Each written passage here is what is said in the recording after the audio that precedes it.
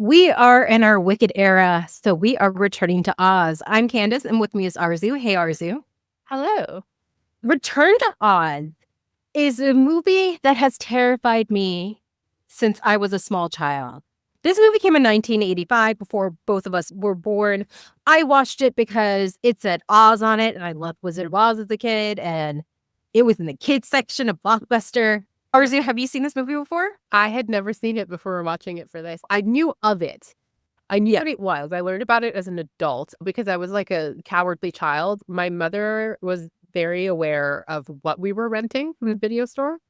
So if I suggested something that she thought was going to freak me out, she would just shut that down. So I don't know that I ever suggested this one, but she would have shut it down, and probably rightly so. I think it would have freaked me out if I watched it again.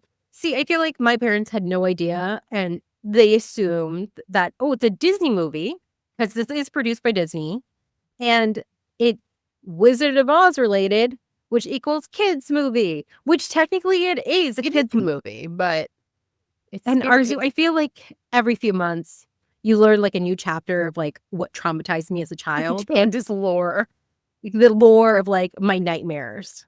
And so I was like watching this. I'm like, growing up is like, as a kid, you think the Wheelers and the Hall of Heads are scary. But as an adult, the creepy doctor, the 10-year-old stay overnight with the creepy doctor. I think the creepy doctor and the creepy nurse would have scared me as a child regardless. I don't know that the Wheelers would have scared me. They were okay. The general ambiance, maybe the Gnome King, I don't know. The Wheelers, I don't know. They seem so unhinged. Like, props to the people playing the Wheelers. The crazy eye haunted me. Yeah, I guess. And they were fast. They were fast. Yeah. I mean, again, it's hard to feel like none of it scares me now. So it's hard to think of it. There was a movie that wasn't really scary that came out when we were kids that I remember seeing and having nightmares about. So who knows? Like, yeah. So this is a pseudo sequel. It's not quite a sequel to the 1939 MGM movie because this is produced by Disney. And the reason that this flopped at the box office was because they marketed it as a direct sequel. And there's no musical numbers, there's no bright colors. It's very much based on the two books, The Marvelous Land of Oz and Ozma of Oz. So elements were taken like Jack Pumpkinhead, the Witch Mombi, and the talking chicken Belinda. I think I read one of these. Yeah, they're all like part of... Not as a kid, like in my children's book class in university. Like we read one of the Oz books. I just don't remember which one. The director, Walter Murch, this is the only movie he's directed. That's a really bad The thing is, it's not a bad movie. It's like amazing. The production, the art production. Like I remember laughing at first when she lands in Oz and she's in like a mud pit. And then she ends up like an old house that crashed on the Wick of the East, and then she sees the remains of the yellow brick road.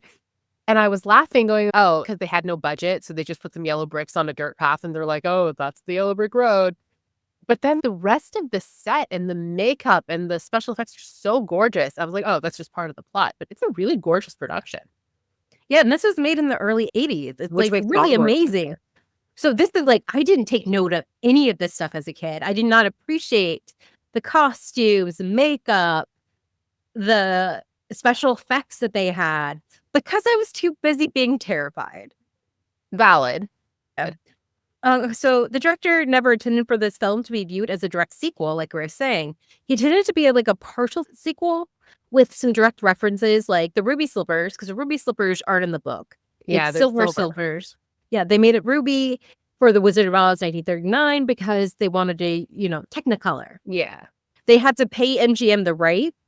I was just I was surprised that they were allowed to use the ruby slippers, but paying for that makes sense. Yeah. He also used actors playing characters in Oz in the real world. Like the nurse is the same one as Mombi, and the doctor is the same person as the King Gnome, that same actors. Oh, really? Amazing actors. Amazing actors, honestly. Yeah. Annie M got a bit of a facelift. Piper Laurie. No, I just mean so much younger than the ants in the 1939 version. Well, speaking of younger, Judy Garland was 16 when filming The Wizard of Oz. And Faruqa Balk was only 10 when filming this. She did an amazing job. She really did an amazing job. She carried this movie. And child actors can be a bit hit or miss, but she did Yeah. really well. And the thing is, I think why this terrified me so much more, because there are some scary things in Wizard of Oz. I didn't like the tornado because we would have a lot of tornado warnings in Florida. Look there. But other than that, I wasn't scared of like monkeys or even the Wicked Witch too much. I think it's because like when you're like, I think I saw Wizard of Oz when I was a toddler. So like a 16-year-old person, especially an old-timey 16-year-old person, looks like a full-grown adult to me. But I saw this in the 90s when I was a kid, and she's 10. She's just like a few years older than me. Yeah. That really made it scary. I think that's why it never felt like a direct sequel, because I didn't know how old Judy Garland was, but I knew she was older than Fairuza Yes. Balk. But I think that's why I didn't feel like a direct sequel. I'm like, this is a different version because this child is so young. Yeah. But I think the title Return to Oz kind of, it makes it sound like It does just that. But then again, I saw it for the first time last week. So there's a lot of Star Wars connections to this. Did you know that? I'm guessing Okay, so- ILM must be involved. Yeah, and TikTok is played by Tim Rose, who also played Admiral Akbar. Oh. Yeah. Played Well, Admiral Akbar Quick in as a all of trap, it. so Yeah. that- And then George Lucas met Rick McCollum, who was a producer of this film, and they became BFFs, and he produced the prequels with George. right, yes. Yeah, you see all these like behind the scenes with Rick and things like that. So George Lucas is friends with the director Walter Murch, who is a famous editor. He's very good at editing. I think this was a big movie to do for your first directing job. Instead of being a man, you're just handed a Disney movie and for your first movie, and you're told go for it. Yeah, and there was a lot of issues with the production because Disney wasn't liking the dailies. There was feeling like they weren't getting their money's worth. And there was like a balloon budget with like we're talking all the production, the art production and costumes and makeup. Like the Scarecrow was originally supposed to be practical makeup. Instead, they did it because they didn't have enough money. Also, the Cowardly Lion and the Man was have bigger parts, but instead they just have cameos because again, money. Yep, that'll do it. Yeah. Mentioning their budget where there's space for it. So the Cowardly Lion was so cute. I've always liked the Cowardly Lion. What did you think of the chicken Belinda? I thought she was fun. Yeah. I thought she was funny and sassy. So they actually had 40 chickens and they each had like special skills. Like one was good at perching, one was good at flapping their wings, one was good at being carried. So they would have them in cages and just have like little notes, be like, hi, I'm good at walking, you know, things like that. And chicken acting union. yeah, I hope they got paid well for that. And then there was of course a puppet when she needed to talk. But those seem The puppet. wise. Brian Henson. That'll do it. Yeah, Brian Henson worked on this. I think he played the Jack Pumpkinhead, which Jack Pumpkinhead is kind of like a scarecrow-esque creature, but he's in the books. Yeah, that's the function he fills for this. Yeah. It felt kind of weird when he asked Dorothy, a 10-year-old girl, if he can call her mom. Because at the end when Ozma comes back, he's like, my real mom. I'm like, okay, it's just where you're at. Because like My real mom. I feel like it's lost in this, but young girls in Oz are like figures of authority. Yeah. So if he's just a 10-year-old kid to us, like to him, she's no older or younger than the queen. Yeah. And Ozma, I think, in the books is kind of like an immortal kind of fairy creature, kind of like the childlike princess in Never-Ending Story. I haven't seen it. There's so many things that are on. I'm glad I gave this another chance as an adult because I understand now why it's a cult classic. Yeah, it's good. Looking back, like as a kid, I'd be like, "Oh, that's a really scary movie." And yeah, there's some jump scares. That Hall of Head thing, I do not like it. It done very well. I would have hated this. Yeah. movie. And the fact that she was going to lock up Dorothy until she was grown enough to take her head. Yes. No, I wouldn't have been a fan. But yeah, I thought the Gnome King, the makeup was really good for him. And I laughed when he showed off that he had the ruby slippers a little bit. Yeah. Just really good makeup job on the Gnome King. I didn't even realize that was the doctor. Yeah. The voice, everything was there. I think this is just another issue of poor marketing communication with the audience. Because back in the 80s or before the internet, so much of the stuff was word of mouth. Yeah. If you have a opening weekend that's so-so, and then you have people who are like, no, don't go see it. It's not what you think it is.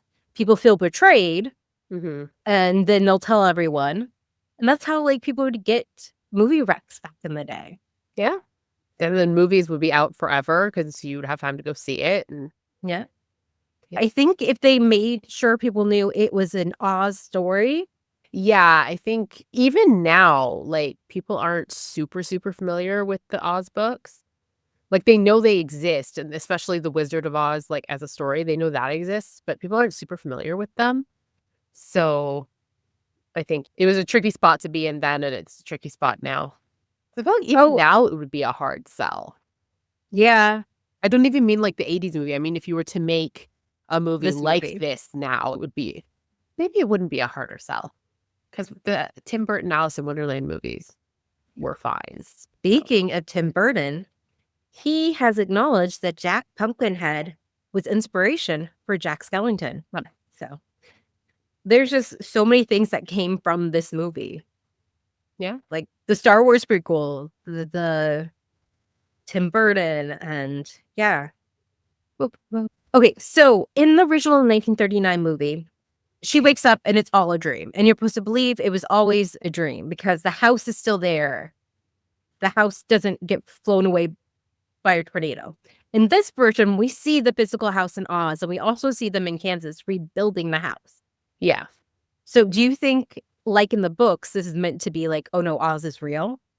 Yeah, in this one, yes, I think Oz is real. Like, the 1939 movie does a really good job of tying it up in a bow. It's like, oh my God, like, the house is still here, and we're all still here, and like, I had a dream, and you were there, and you were there. So, like, yeah, she was just going through something. But in this, because the old house is in Oz, because the house blew away, because she can see Ozma and Belinda in the mirror at the end, and Ozma's like, anytime you want to come back, just let me know. But I think Oz, it's like Narnia. Like, it is real. Yeah. So do you know why they changed the ending in the 1939 to make it all a dream? I'm sure it was something political. Yeah, it was sexism. Yeah. It was sexism because they didn't want the story of a woman being like, oh, I can go out and have adventures, you know? They wanted to be like, no, there's no place like home. I should be home with the family. Farm Dorothy. Yes, going out? Oh, no, you don't want to do that. You don't want to have agency or like do things. I hate that so much. Because in the book, it's all. But then again, in the books, like, Oz is pretty consistently run by women. Yep. So, yeah. Yeah. Oh, when I found out that, I was like, oh, because this is portrayed in the late 30s. Between the world wars. Yeah. So the whole thing was like, women gotta stay home and do their part kind of thing. I mean, I feel like that really doubled down after World War II when they like started putting women like in men's jobs while the men were away. Yeah. But it's almost like they knew it was coming and they really wanted to enforce that before it became necessary. We can see when the Hays Code started, like the whole film censorship thing. And the Hays Code was only a few years before The Wizard of Oz, which is when things started getting super clamped down and super conservative and like traditional American values and stuff. So this being right on the heels of that. Another reason they said they did it was because producers thought the audiences were too sophisticated to accept a fantasy story. It's called The Wizard of Oz. It's about a wizard in Oz. Hey, some things never change. Studios still don't trust their audience. Okay, I think that's it. I can't think of anything else. Yeah, so if you were also terrified of this movie as a kid, give it another chance as an adult. I think you'll actually enjoy it and you can really appreciate things that might have scared you at the beginning. I agree. Yeah. Yeah, they took some big risk with this one, and I think it paid off, and I'm really sad that it didn't do as well as it should. I'm glad it gets like a new life as a cult classic. I'm sad it doesn't have more of a second life for parents who want to sort of give these fantasy movies to watch, these things that are maybe unknown to them. I think it deserves a second shot. There's so many of these 80 movies that I watched, of course, in the 90s, because they came out usually before I was born, that just like really stuck with me because visually, like Labyrinth, Yep. the witches, Yeah. feels like a fever dream, but I feel like we used to give kids more credit. yeah. And I think like if a kid's 10 plus, but also every kid's different, Yeah. but I feel like 10 plus and they understand it's a movie, they would really enjoy it. But yeah, I think that's it really. Have you seen it? Let us know. Yeah, let us know what you think of it. Were you scared of it as a kid or were you just like, yeah, no, this is cool? Let us know. What do you think of The Wizard of Oz 1939? It was all a dream idea. Let us know.